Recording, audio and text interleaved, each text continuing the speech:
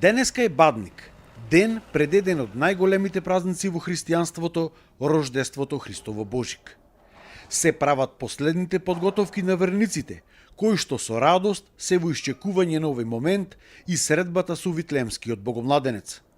Самиот збор Бадник има црковнословенско потекло и значи да се биде буден, односно да се бдее.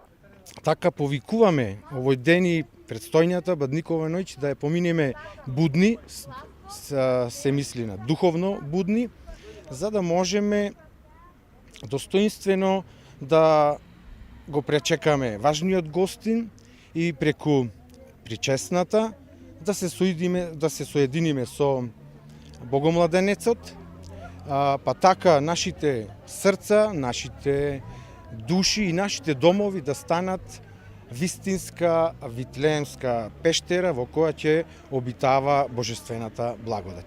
На овој ден втора година поред во црквата Света Петка во Прилеп се одржува Божикниот награден ликовен и литературен конкурс на тема Рождество Христово Божик во нашиот дом.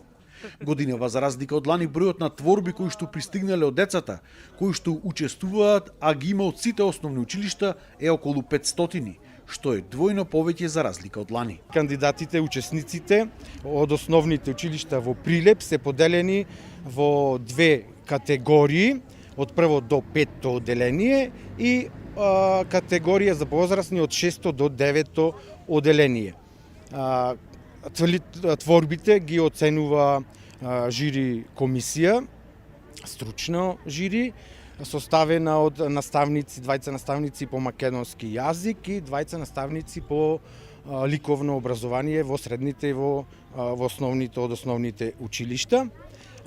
Секој од селектираните, од наградените и од пофалените ученици и впрочем сите учесници ќе добијат награда како пофалница, икона, Библија за млади, а за наградените учесници храмот обезбеди богати награди со поддршка од одредени фирми и семејства од Прилеп кои го препозна овој проект. Наставниците кои што се дел од комисијата за селекција на овој настан се презадоволни од творбите кои што го подигнале својот квалитет за разлика од минатата година, а децата се повеќе се запознаваат со празникот Божик и Рождеството Христово. Децата да го оправдаат она што сака црквата да го каже. Значењето на Божич, значењето на Бадник, верата и семејството како основна клетка во општеството. Тие напишале толку убави состави и свативме сите ние во име зборувам на комисијата. Колку децата умешно успеале да допрат до се она што се бара од нив. Ја сватиле пораката дека семејството како клетка на општеството е најјаката нишка во едно општество. Бидејќи семејството е тоа од каде што извираат нашата вера, нашата традиција и да го ставиме тука и јазикот. Ни создаде една мала, ако можам така да кажам, главоболка, позитивна во секој случај, заради тоа што имаше многу заинтересирани кандидати, многу цртежи, многу успешни цртежи. Врз база на сето тоа се направи една известна селекција. Знаете како, секогаш кога има некаков конкурс, имате ситуација која се најдувате во незгодна, како да кажам, прилика, да треба да се направи една известна селекција, да се направи избор на најдобри, избор за пофалени, избор за изложени дела и заради таа причина направивме една известна селекција која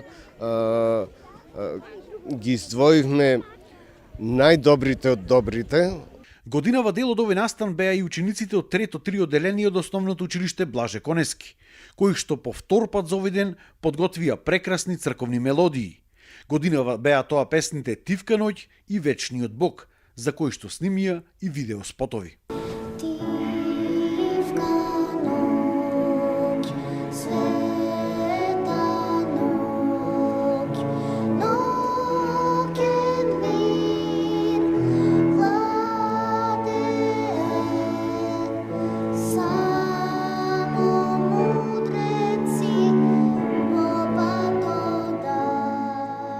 За време на воднаставните активности, ние со нашата наставничка Весна Арсик работиме на голем број проекти и работилници по разни поводи, основи, воспитни или образовни. Создаваме дела видеа, ги прикачуваме на нашиот YouTube канал, дела кои ќе не потсетат на нашето детство, на нашите школски денови. Така настана и овие видеа, овие дела. Снимањата на песните Тивканок и Вечниот Бог. Минатата година работевме на проект за Христовото воскресение.